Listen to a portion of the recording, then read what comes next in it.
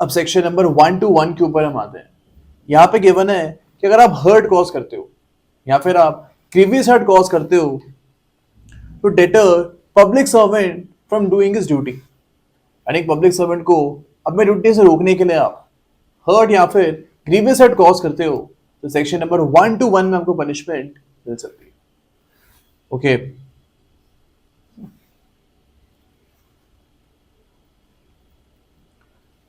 अब section number 122 के ऊपर हम आते हैं। यहाँ पे गिवन है कि अगर आप किसी भी पर्सन को हर्ट या फिर ग्रीवियस हर्ट कॉज करते हो ऑन प्रोवोकेशन तो सेक्शन नंबर 122 में आपको पनिशमेंट मिल सकती है। Suppose A was a person और ये बी को प्रोवोक कर रहा था, बार बार ये बी को उकसा रहा था।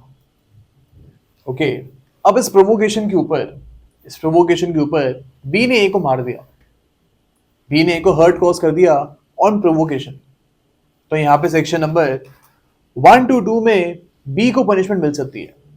यहां पे यू कैन सी अगर आप हर्ट कॉज कर रहे हो तो क्लॉज 1 में मैक्सिमम 1 महीने तक की सजा आपको मिल सकती है, तो थोड़ी सी कम पनिशमेंट यहाँ पे गिवन है as compared to other types of hurt. Okay grievous hurt में यहाँ पे 5 इयर्स तक की पनिशमेंट हमको गिवन है। अब इसका जो एक्सप्लेनेशन है ये बोलता है कि सेक्शन नंबर 122 में वही एक्सेप्शन लगेगा जो सेक्शन नंबर 101 के एक्सेप्शन नंबर 1 में गिवन है। वहां पे ये गिवन है कि अगर एक पुलिस ऑफिसर में ड्यूटी कर रहे हैं एंड फॉर एग्जांपल ये पुलिस ऑफिसर जो है ये अपने ड्यूटी के डिस्चार्ज में आपके ऊपर अटैक करते हैं because they are not following the rules. अब यहाँ पे आप ये नहीं बोलोगे कि मेरे को प्रोवोकेशन मिला था पुलिस ऑफिसर से, यहाँ पे सेक्शन नंबर 122 अप्लाई नहीं होगा। एंड यहाँ पे अगर आप पुलिस ऑफिसर को हर्ट या फिर ग्रीवियस हर्ट कॉज करते हो तो आपको नॉर्मल सेक्शंस में सजा मिलेगी, सेक्शन नंबर 122 में आपको सजा नहीं मिलेगी। तो यही हमको याद रखना है कि जो सेक्शन नंबर 101 में एक्सेप्शन नंबर 1 में हमको कंडीशंस गिवन है, ये कंडीशंस सेक्शन नंबर 122 के ऊपर भी अप्लाई होगी। ओके वहां पे 2 और कंडीशंस गिवन है जो हमें सेक्शन नंबर 101 में ही कवर किए। अब सेक्शन नंबर 123 पे हम आते हैं। यहाँ पे गिवन है अगर आप पॉइजन की हेल्प से एक पर्सन को हर्ट कॉज करते हो तो यहाँ पे पनिशमेंट आपको उस चीज से गिवन है एंड मैक्सिमम पनिशमेंट यहाँ पे 10 इयर्स की हमको गिवन है। ओके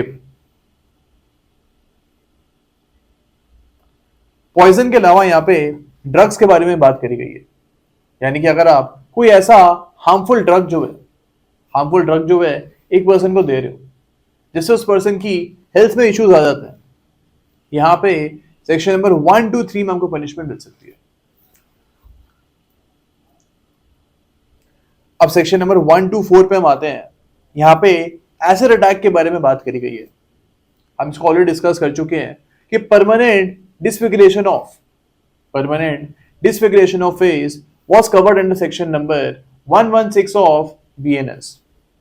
वहां पे ग्रीवियस हर्ट में आप देख रहे थे परमानेंट डिसफिगरेशन के बारे में भी बात करी गई थी, लेकिन अगर आपके ऊपर एसिड अटैक हुआ है एंड इसकी वजह से आपके फेस में डिसफिगरेशन हो चुकी है तो आपको सेक्शन नंबर 116 या फिर 117 में लेके नहीं जाएंगे। यहां पे we will come under section number 124 because यहाँ पे एक सेपरेट सेक्शन जो है वो grievous hurt by acid attack के लिए हमको गिवन है। ओके यहाँ पे वी कैन सी कि मिनिमम 10 इयर्स की पनिशमेंट गिवन है एंड मैक्सिमम यहाँ पे लाइफ इम्प्रिजनमेंट की पनिशमेंट हमको गिवन है। तो ये पनिशमेंट आपको यहाँ पे याद रखनी है बिकॉज यहाँ पे मिनिमम पनिशमेंट भी हमको गिवन है। तो क्वेश्चन आपसे ये पूछ सकते हैं कि एसिड अटैक की पनिशमेंट कितनी है, जहां पे भी मिनिमम पनिशमेंट हमको गिवन है वहां पे आपको थोड़ा सा इसको याद रखना है कि सेक्शन में पनिशमेंट कितनी है। ओके फाइन का भी यहाँ पे प्रोविजन है that a reasonable and just fine can be given by the accused to the victim to cover her medical expenses. उसके मेडिकल खर्चों को मीट करने के लिए एक फाइन भी एक्यूज्ड के ऊपर लगाया जा सकता है। अब यहाँ पे हमको याद रखना है इसका सेकेंड प्रोविजन बोलता है कि जो भी फाइन यहाँ पे एक्यूज्ड के ऊपर लगाया जाएगा ये फाइन विक्टिम को दिया जाएगा। अब नॉर्मली क्या होता है कि बीएनएस में कहीं भी देखोगे जहां पे भी फाइन लगा होगा, ये फाइन जो है वो सरकार के खजाने में जाता है। लेकिन यहां पे हम देख रहे हैं कि जो फाइन है ये विक्टिम को जाएगा। स्पेसिफिकली यहां पे प्रोविजन बनाया गया। ओके, अब यहां पे हम देख रहे हैं कि क्लॉज 2 में अटेम्प्ट टू एसिड अटैक के बारे में बात करी गई है। क्लॉज 1 में हमने देखा था कि एसिड अटैक के बारे में बात हो रही थी, और क्लॉज 2 में अटेम्प्ट टू एसिड अटैक के बारे में बात हो रही है। तो ये चीज आपको पीटी के हिसाब से याद रखनी है। यहाँ पे भी minimum punishment is 5 years and maximum punishment is 7 years। तो ये पनिशमेंट भी आपको याद रखनी है। अब सेक्शन नंबर 1 to 5 के ऊपर हम आते हैं। सेक्शन नंबर 1 to 5 के ऊपर हम आते हैं। इसमें रैश और नेग्लिजेंट एक्ट के बारे में बात करी गई है, जो कि ह्यूमन लाइफ को एंडेंजर करता है। फॉर एग्जाम्पल, ये जो है ये बहुत ज्यादा स्पीड में गाड़ी चला रहा है, बहुत स्पीड में गाड़ी चला रहा है, लेकिन इसकी वजह से किसी को डैमेज नहीं हुआ है, यानी अभी तक ए ने किसी का एक्सीडेंट नहीं किया। अब यहां पे भी सेक्शन नंबर 1 to 5 में आप ए को पनिश कर सकते हो, बिकॉज यहां पे जरूरी नहीं है कि इस रैश और नेग्लिजेंट एक्ट की वजह से कोई पर्सन हार्म हो रहा है। सिर्फ इस एक्ट को करने मात्र से ही आपको यहां पे पनिशमेंट मिल सकती है। लेकिन यहां पे वी कैन सी कि अगर आपके इस एक्ट से किसी भी पर्सन को हर्ट कॉज हो रहा है तो इसकी पनिशमेंट यहाँ पे 6 months तक की गिवन है। लेकिन अगर हर्ट कॉज नहीं हो रहा है तो मैक्सिमम 3 months तक की पनिशमेंट हमको यहाँ पे गिवन है। 20 का बोलता है कि अगर आपके इस रैश और नेग्लिजेंट एक्ट की वजह से किसी भी पर्सन को ग्रीवियस हर्ट कॉज हो रहा है तो मैक्सिमम 3 years तक की पनिशमेंट यहाँ पे आपको मिल सकती है। यहाँ पे हम डेथ बाय रैश और नेग्लिजेंट एक्ट के बारे में बात नहीं कर रहे। उसके लिए we have another section number 106 में हमने देखा था कि अगर डेथ कॉज हो रही है बाय अ रैश और negligent act, then in that case maximum यहाँ पे 5 years तक की पनिशमेंट मिल सकती है। ओके, लेकिन यहाँ पे सिर्फ हर्ट और ग्रीवियस हर्ट के बारे में बात करी गई है, या फिर ऐसी सिचुएशन के बारे में बात करी गई है जहां पे किसी भी पर्सन को कोई भी हर्ट कॉज नहीं हो रहा है बाय अ रैश और नेग्लिजेंट एक्ट। अब सेक्शन नंबर 1 to 6 के ऊपर हम आते हैं। यहाँ पे रॉन्गफुल रिस्ट्रेन के बारे में बात करी गई है। इसका मतलब क्या होता है?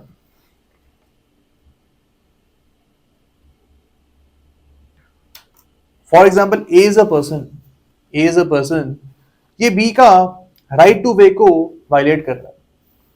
सपोज बी को एक जगह में जाना था, जिस जगह में जाने के 3 रास्ते थे। There were 3 ways to go to a destination called D। यानी बी को एक डेस्टिनेशन में जाना था जिसका नाम डी था। अब डी की तरफ जाने के लिए सपोज 3 रास्ते थे। ए ने इन 3 में से 2 रास्तों को ब्लॉक कर दिया था। अभी भी एक रास्ता खुला था, लेकिन 2 रास्तों को यहाँ पे बी ने ब्लॉक कर दिया था। अब in this case we can say that A has caused wrongful restraint to B। यहाँ पे सेक्शन नंबर 1 to 6 के अंडर रॉन्गफुल रिस्ट्रेंट ए कर रहा है बी के अगेंस्ट। ओके, अब ये चीज हमको यहाँ पे याद रखनी है। आगे जाके हम रॉन्गफुल कन्फाइनमेंट देखेंगे। वहां पे ये होगा कि फॉर एग्जाम्पल ए जो है ये बी के तीनों रास्तों को ब्लॉक कर रहा है, यानी इसके पास एक भी रास्ता नहीं है डी तक पहुंचने के लिए। तो यहाँ पे रॉन्गफुल कन्फाइनमेंट करी जा रही है। यही डिफरेंस होता है between wrongful restraint and wrongful confinement। In wrongful confinement, all the ways are blocked by the accused, but in wrongful restraint, some of the ways are blocked by the accused। तो ये difference हमको यहाँ पे याद रखना है। For example, ए जो है इसने बी के घर के बाहर का दरवाजे को बंद कर दिया, कुंडी लगा दी, ताकि बी जो है ये बिल्कुल भी बाहर नहीं निकल पाए, कोई रास्ता ना हो बी के लिए घर से बाहर निकलने के लिए। अब यहां पे we can say that A has caused wrongful confinement against B, because यहाँ पे एक भी रास्ता नहीं है बी के लिए घर से बाहर निकलने के लिए। तो ये डिफरेंस हमको याद रखना है between wrongful restraint and wrongful confinement। Okay,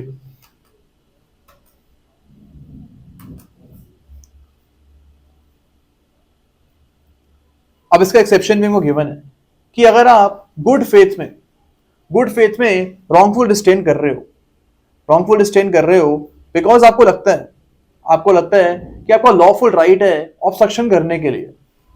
suppose ए जो है ये बी का एक रास्ता ब्लॉक करता है। सपोज बी को डी डेस्टिनेशन पे जाना था, इसको पहुंचने के लिए 3 ही रास्ते थे।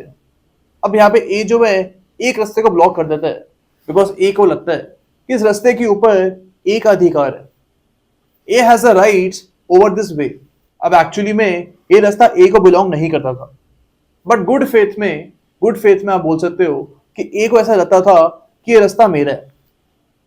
ओके, अब यहाँ पे आप ए को रॉन्गफुल डिस्टेन के लिए पनिशमेंट नहीं दोगे बिकॉज यहाँ पे गुड फेथ में ए को ये चीज लगती थी, तो यहाँ पे कोई भी रॉन्गफुल इंटेंशन नहीं थी, and that is why A will not be punished in this particular situation. Okay, अब सेक्शन नंबर 1 to 7 पे हम आते हैं। यहाँ पे रॉन्गफुल कन्फाइनमेंट के बारे में बात करी गई है। इसके बारे में हम ऑलरेडी डिस्कस कर चुके हैं कि रॉन्गफुल कन्फाइनमेंट क्या होती है। ओके, अब यहाँ पे आप देखोगे कि क्लॉज 2, क्लॉज 3 और क्लॉज 4 में रॉन्गफुल कन्फाइनमेंट की अलग अलग पनिशमेंट्स गिवन है। यहाँ पे गिवन है कि फॉर एग्जाम्पल एक पर्सन को आप 3 दिन से कम के लिए रॉन्गफुली कन्फाइन करते हो, तो यहाँ पे क्लॉज 2 के अंदर आपको पनिशमेंट मिल सकती है। लेकिन अगर आप 3 दिन से ज्यादा, 3 डेज से ज्यादा एक पर्सन को रॉन्गफुली कन्फाइन कर रहे हो, तो क्लॉज 3 में आपको यहाँ पे पनिशमेंट मिल सकती है। थोड़ी एक्स्ट्रा पनिशमेंट यहाँ पे इस केस में आपको मिल सकती है। लेकिन यही अगर आप 10 डेज से ज्यादा एक पर्सन को रॉन्गफुली कन्फाइन कर रहे हो, तो यहाँ पे आपको क्लॉज 4 के अंडर 5 ईयर्स तक की पनिशमेंट मिल सकती है। ओके, अब क्लॉज 5 हमारा बोलता है कि अगर एक पर्सन के फेवर में रिट ऑफ लिबरेशन कोर्ट ने पास कर दिया। For example, A was a person who was kidnapped by B. A को बी ने किडनैप कर लिया था, एंड इसके बाद ए के जो फैमिली मेंबर्स थे ये कोर्ट गए और रिट ऑफ हिबियस कॉर्पस है इसको फाइल कर दिया कि हमको पता नहीं ए कहां पे है, please get the custody of A. अब यहाँ पे बी को पता लग चुका है कि रिट ऑफ हिबियस कॉर्पस जो है ए के फेवर में पास हो चुकी है। अब यहाँ पे बी जो है इस चीज के बाद भी ए को नहीं छोड़ रहा है, तो यहाँ पे क्लॉज 5 के अंडर आप बी को पनिश कर सकते हो। ओके, यहाँ पे गिवन है कि एक्स्ट्रा 2 इयर्स की पनिशमेंट यहाँ पे मिल सकती है। यानी क्लॉज 2, क्लॉज 3 या फिर क्लॉज 4 में तो आपको पनिशमेंट मिलेगी ही, लेकिन क्लॉज 5 में आपको यहाँ पे एक्स्ट्रा 2 इयर्स की पनिशमेंट मिल सकती है। ओके, अब क्लॉज 6, क्लॉज 7 और क्लॉज 8 में आप देखोगे अलग अलग रॉन्गफुल कन्फाइनमेंट की सिचुएशंस हमको गिवन है। अब यहाँ पे फॉर एग्जाम्पल ये गिवन है कि अगर एक पर्सन को आपने रॉन्गफुली कन्फाइन किया हुआ है to extort property from him. Suppose A ने बी के ऊपर रस्सी वस्सी बांध के उसको एक जगह पे बांध के रखा हुआ है ताकि ये बी से एक प्रॉपर्टी उसकी एक्सटॉर्ट कर ले। अब यहाँ पे भी वी कैन से कि रॉन्गफुल कन्फाइनमेंट हुआ है एंड यहाँ पे हम इसको पनिशमेंट दे सकते हैं। ओके, तो बेसिकली हमको रॉन्गफुल रिस्ट्रेंट और रॉन्गफुल कन्फाइनमेंट में डिफरेंस पता होना चाहिए। एग्जाम में ये क्लैरिटी हमको चाहिए होती है। अब यहाँ पे different types of wrongful confinement के लिए हमको डिफरेंट पनिशमेंट्स यहाँ पे गिवन है। अब ये सारी पनिशमेंट्स आपको याद रखने की जरूरत नहीं है बिकॉज एग्जाम में आपसे एक्चुअली ये चीज नहीं पूछने वाले हैं कि इस सिचुएशन में क्या पनिशमेंट होगी। ओके, बस हमको यहाँ पे कॉन्सेप्ट को याद रखना है।